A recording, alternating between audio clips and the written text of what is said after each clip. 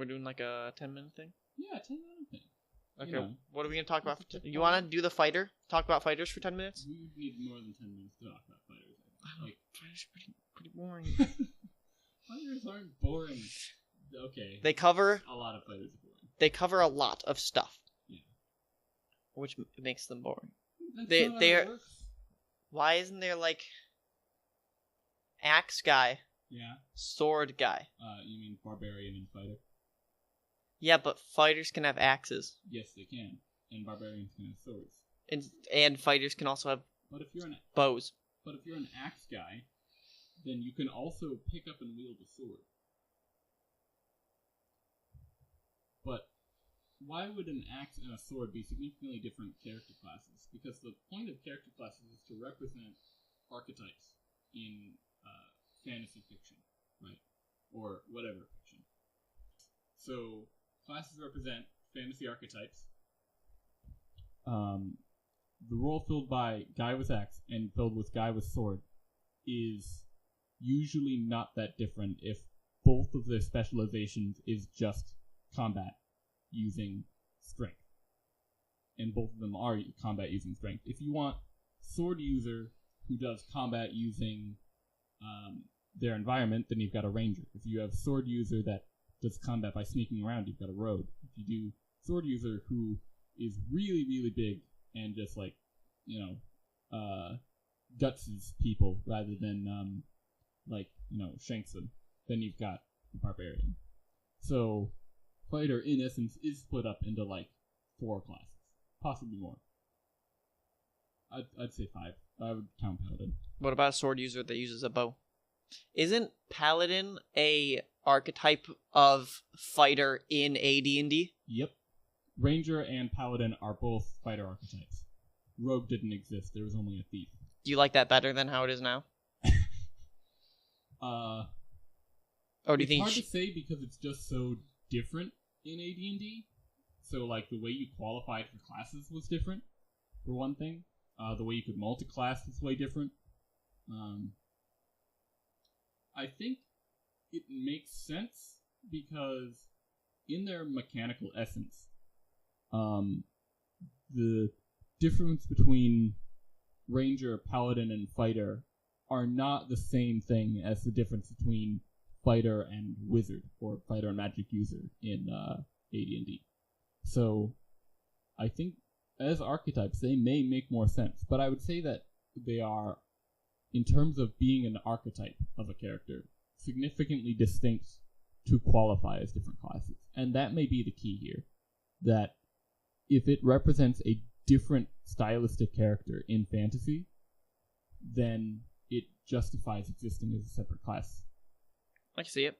Like, going down to, like, sorcerer versus wizard. Like, yeah. You get the guy who's studied magic all of his life and right. can cast spells because he learned it from books, and the guy who's just like, oh, look, spells. Yeah.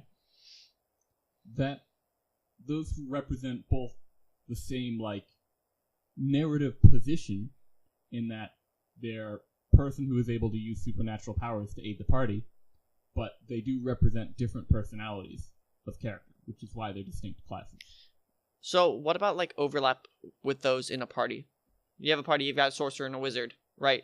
They're both fulfilling the same role mechanically.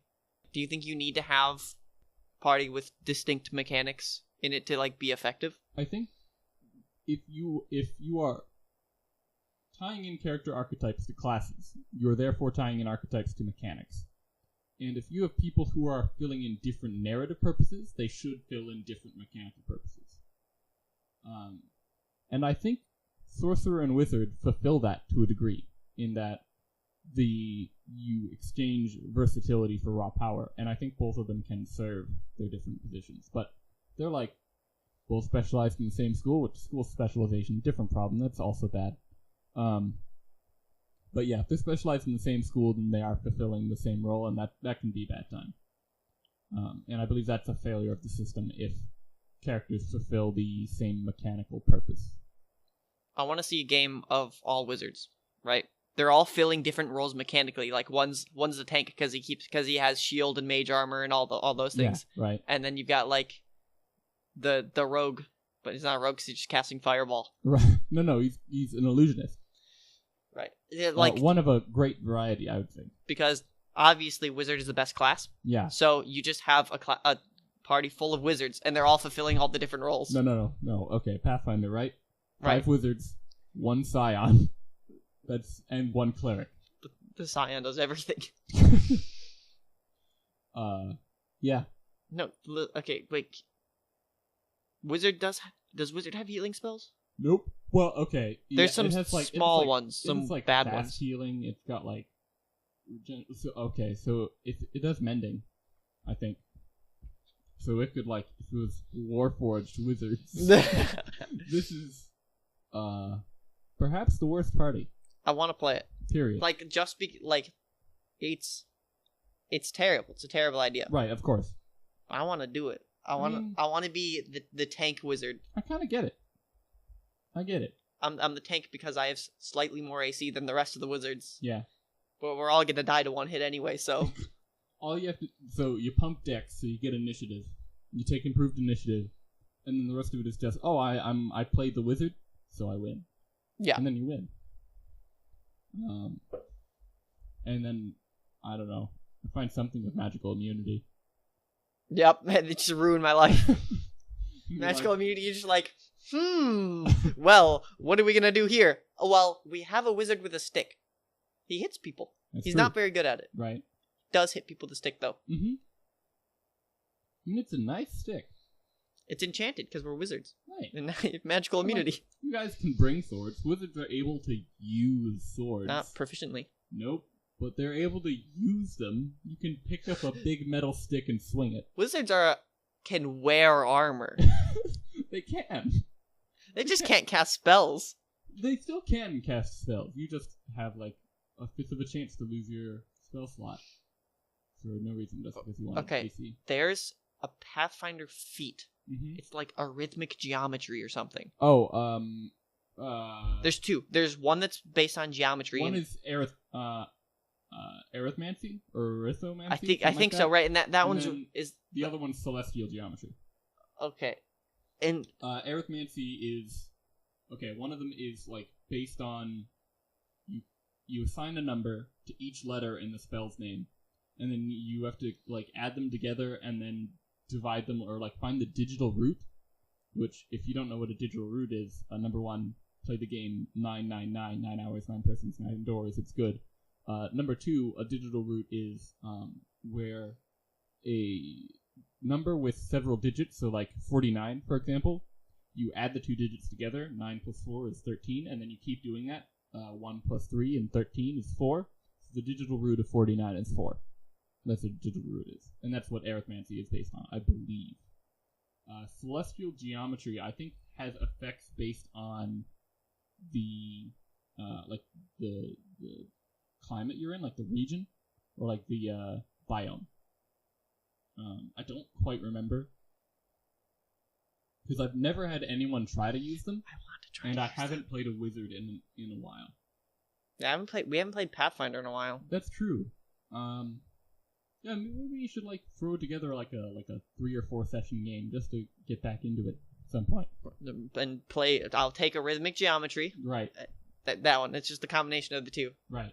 And then cleave as a wizard. Cleave as a wizard. I mean, you can do that.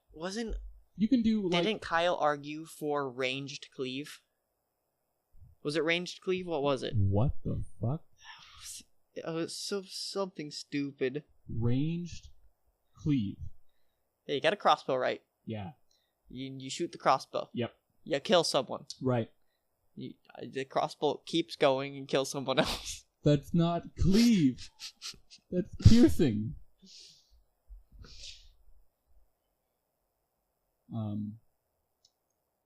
Why would you wouldn't take cleave for that? I don't remember what it was. It was something stupid. Should that be a feat? Yes, that shouldn't be cleave. That shouldn't be an extension of cleave. Right, so I've got an axe. Yeah. I'm going to cleave with my axe. Right. If I let go of it mid-swing.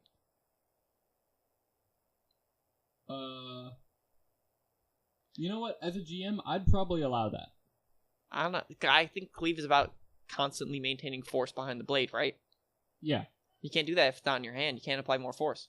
No, but it has momentum. So I would say you lose damage, and you've got a low chance to hit, like a serious debuff, maybe like a -8, -12. But if you wanted to do that, like, in a way that's perpendicular between the line to you and the first target, I'd say you could do it. Right, so I've got a boomerang. No. Stop. You don't have a boomerang. I forbid. We had like a bit of a pause or something where we had cut out. So I guess 12 minutes is 10 minutes. We want to stop it there. I kind of want to keep talking about this wizard. The wizard party, all wizard party. Or I think we could do an all full casters party. Yeah. Yeah. Like, so we got a cleric, a wizard, a sorcerer, and druid, and a druid, and a scion, and then a wilder, and there's no warlock in Pathfinder. I feel like there's one more. Isn't warlock not a full caster? No, I thought warlock was a full caster. I thought they were like partial. Could be. It could be. Oh, and then you have someone who's like 2 half casters, but Mystic the Urge.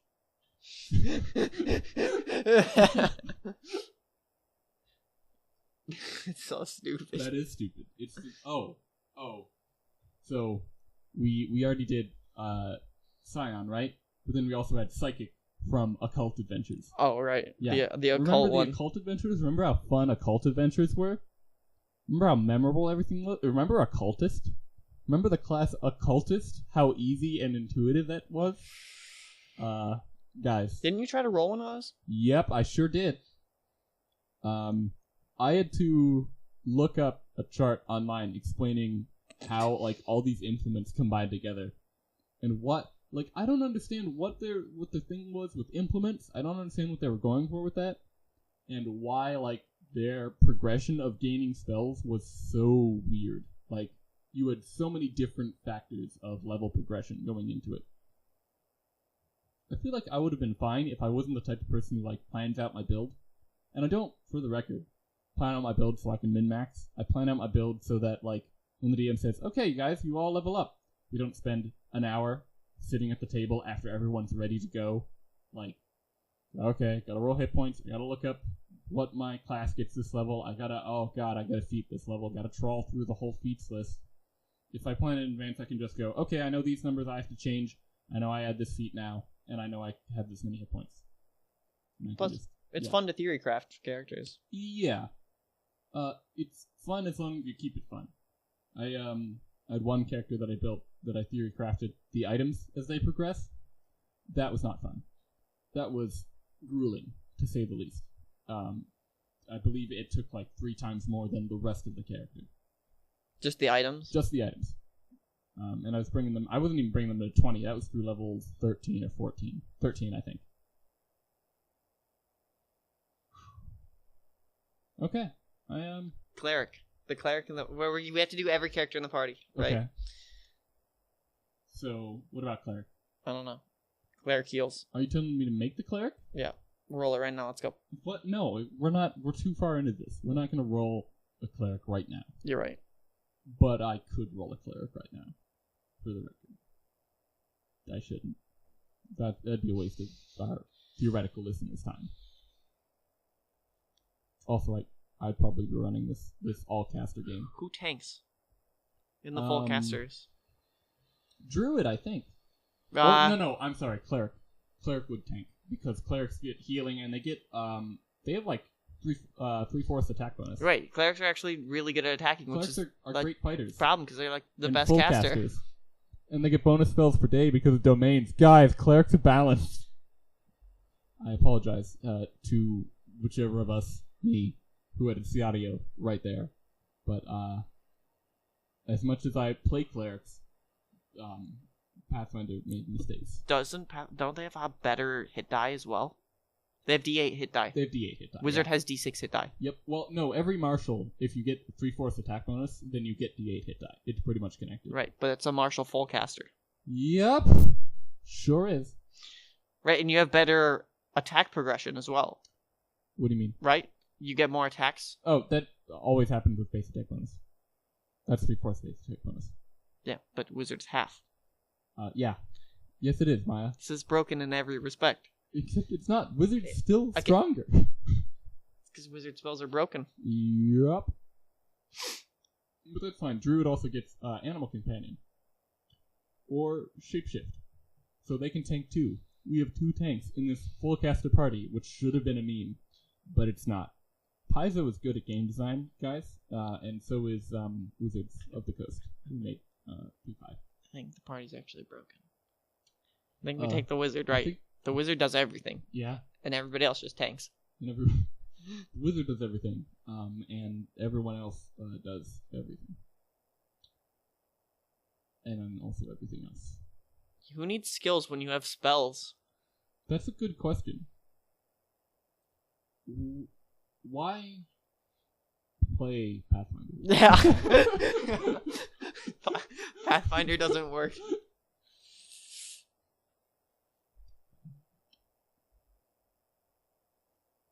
I'm pretty satisfied with this first episode, which will inevitably be a nightmare in audio recording, and is probably even worse to follow as a listener. Well, I'm gonna guess. So I'm gonna hit that pause button. you're gonna hit a pause button? I thought we can do a sign off. We're gonna do sign off. Yeah, okay. Bye. Thanks for listening.